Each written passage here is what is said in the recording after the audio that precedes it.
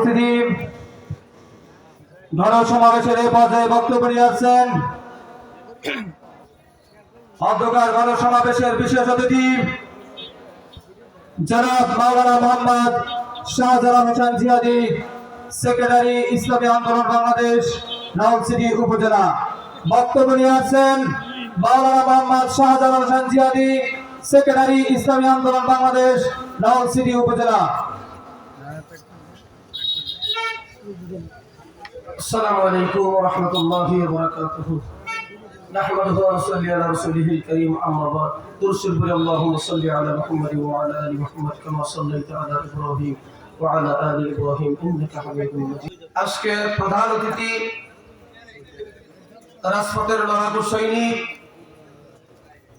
লক্ষ কোটি জনতার হৃদয়ের স্পন্দন, বাতিলের আতঙ্ক, পীর সাহেব হুজুর চরমনাই উপস্থিত আছেন।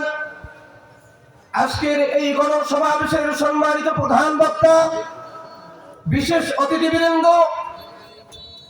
ইসলাম প্রিয় তৌহিদি জনতা। আলোচনা দীর্ঘায়িত নয়। বাংলাদেশ স্বাধীন হয়েছিল তিনটি কথার উপরে ভিত্তি করে: সাম্য, মানবিক মর্যাদা, সামাজিক ন্যায় বিচার। এই তিনটা কথা যদি প্রতিষ্ঠা করতে পারত, এই স্বাধীনতার 52 বছরের মধ্যে এই তিনটি কথার দিকে কোন সরকারি খেয়াল করেন নাই, এই তিনটা কথা প্রতিষ্ঠা করার চেষ্টা করেন নাই। করেছেন তারা নিজেদের দেশের জনগণের স্বার্থ, তারা তাদের নিজেদের সম্পদগুলো চুরি করে বিদেশে বাড়ি করার পায়তারা করছে। আমেরিকা, লন্ডন, জাপানে, অস্ট্রেলিয়ায় বাড়ি প্রতিষ্ঠা করেছে, কিন্তু এই তিনটি কথা বাংলাদেশে আদৌ প্রতিষ্ঠা হয় নাই।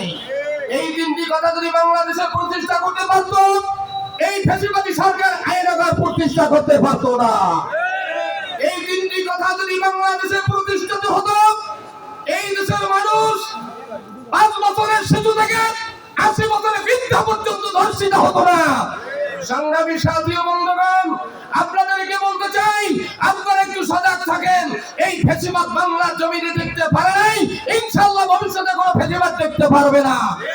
আমরা একটু সজাগ থাকবো, আমরা একটু সজাগ থাকবো। এই ফ্যাসিবাদের স্থান এই বাংলার জমিনে হতে পারে না। সংগ্রামী সাথী ও বন্ধুগণ, আমি প্রায় বক্তব্য বলি, যুগে যুগে যত বড় ফ্যাসিবাদ তৈরি হয়েছে, জালিম তৈরি হয়েছে, অত্যাচারী তৈরি হয়েছে, যে যত বড় জালিম, যে যত বড় স্বৈরাচার, আল্লাহ তাআলা তাকে একেবারে ক্ষুদ্র জিনিস দিয়ে ধরেছে, বড় কোনো জিনিস দিয়ে ধরে নাই। ফ্যাসিবাদ নমরুদকে ধরছে ল্যাংড়া মশা দিয়া, ধরে নাই। খোদাই দাবি করছে, কারফিউ দিয়েছে, ইব্রাহিম নবীকে দুনিয়ায় আসতে দেবে না। ফ্যাসিবাদী সরকারকে, বেঈমান নমরুদকে আল্লাহ ল্যাংড়া মশা দিয়ে খতম করেছে। এরপরে ফ্যাসিবাদ সন্ত্রাসী কার্যক্রম করে বেঈমান ফেরাউন ক্ষমতার মস্তকে বসেছে। কারফিউ দিয়ে মুসা নবীকে মারার জন্য 90,000 হত্যা করছে, কিন্তু আল্লাহ তাআলা সেই মুসাকে ফেরাউনের ঘরে পালছে। বেঈমান ফ্যাসিবাদী ক্ষমতার মস্তকে টিকতে পারে নাই, আল্লাহ লোহিত সাগরে সুমায়া মারছে, মানে নাই। এরপরে ফ্যাসিবাদ ছিল, স্বৈরাচার ছিল বেঈমান আবু জাহেল। এই আবু জাহেলকে মারতে হযরতে আবু বকর, হযরত ওমরকে লাগে নাই। 14 বছরের 2টা বালক মাস এবং মুআব্বাসের মতো যোদ্ধা ময়দানের মধ্যে ঝাঁপিয়ে পড়ে এই ফ্যাসিবাদীকে হত্যা করেছে। আওয়ামী ফ্যাসিবাদীকে ধরতে বড় বড় কোনো জিনিস লাগে নাই। ছাত্র জনতা আবাবিল পাখির মতো ময়দানে ঝাঁপিয়ে পড়ছে। বিজয়ী চরমনের নেতৃত্বে এই ফ্যাসিবাদ পালাতে বাধ্য হয়েছে।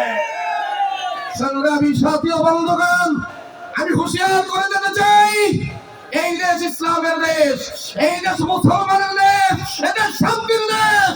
আমরা সবাই ঐক্যবদ্ধ হয়ে সাম্প্রদায়িকতা ভুলে সম্প্রীতির বাংলাদেশ গড়ে পীর সাহেব চরমনের হাতকে শক্তিশালী করে আমরা যদি ইসলামকে ক্ষমতার মস্তকে পাঠাই দিতে পারি, সাম্য, মানবিক মর্যাদা, সামাজিক ন্যায় বিচার এদেশে প্রতিষ্ঠিত হবে। আর এদেশে যদি এই তিনটা কথা প্রতিষ্ঠিত হতে পারে, এদেশের মানুষ দলমত নির্বিশেষে সবাই শান্তিতে বসবাস করতে পারবে। ঠিক কিনা জোরে বলেন? সুতরাং আমি আপনাদের উদাত্ত আহ্বান করবো, সামনে আমাদের নির্বাচন আসতেছে, আমরা সবাই ঐক্যবদ্ধ ভাবে হাত পাখা মার্কা ভোট দিয়ে বিশ্বাস চরমের হাতকে শক্তিশালী করে আমরা যদি ইসলামকে ক্ষমতার মসনদে বসাইতে পারি, আমাদের দরজায় তালা লাগানো লাগবে না, শাটার আটকানো লাগবে না, ঘরে দরজা বন্ধ করে আমরা ঘুমাতে পারবো ইনশাআল্লাহ। এই আশা ব্যক্ত করে আমি আমার বক্তব্য শেষ করছি। আসসালামু আলাইকুম ওয়া রাহমাতুল্লাহি ওয়া বারাকাতুহু।